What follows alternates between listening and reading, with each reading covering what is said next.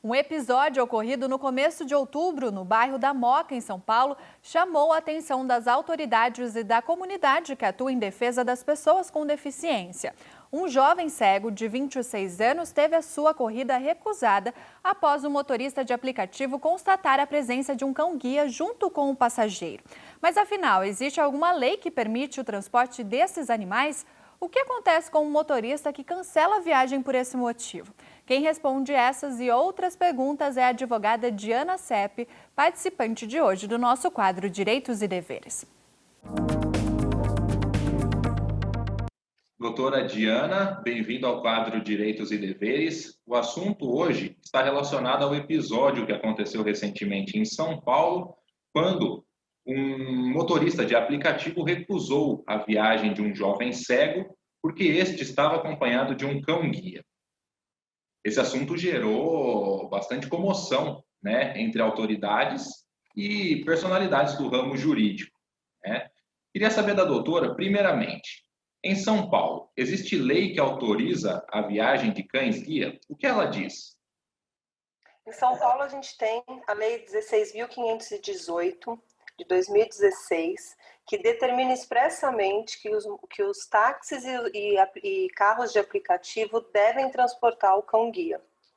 Mas a gente tem, desde 2005, uma lei federal que já determinava, que já determina, na verdade, que o transporte todos os tipos de transporte têm que aceitar o cão-guia.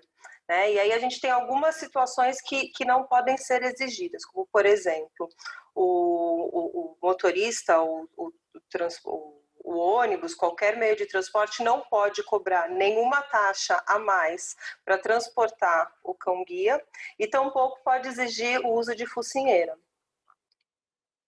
Certo, e isso vale para ônibus, táxis, motoristas de aplicativo? Vale para todos os tipos de transporte, né? A lei federal ela fala em todos os transportes. E outra, o assunto ele encontra amparo na lei brasileira de inclusão, né? Sem dúvida alguma, né? A lei brasileira de inclusão, ela fala muito das condições de igualdade para exercer direitos e liberdades fundamentais, que é exatamente o caso do acompanhamento do cão-guia para uma pessoa com deficiência visual.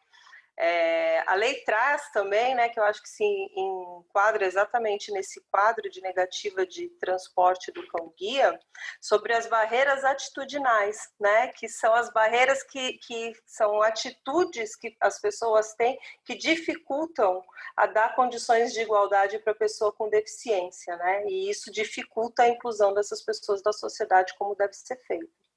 Foi exatamente o que vimos, né? Exato.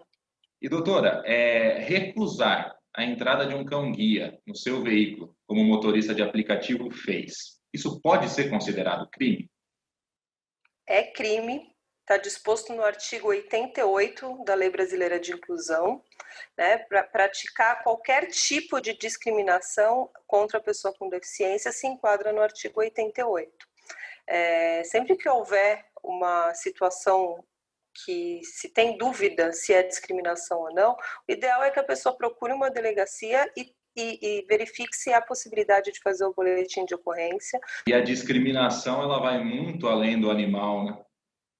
Não, é uma falta de empatia, de bom senso, de tudo, né? Porque a pessoa não consegue perceber a necessidade do outro em ter um cão-guia.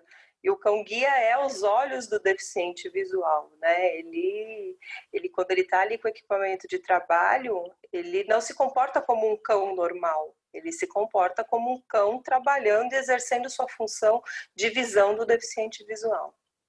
A inclusão nunca esteve tão na pauta como atualmente. Eu agradeço a Exato. participação da doutora e até uma próxima oportunidade. Obrigada, foi um prazer.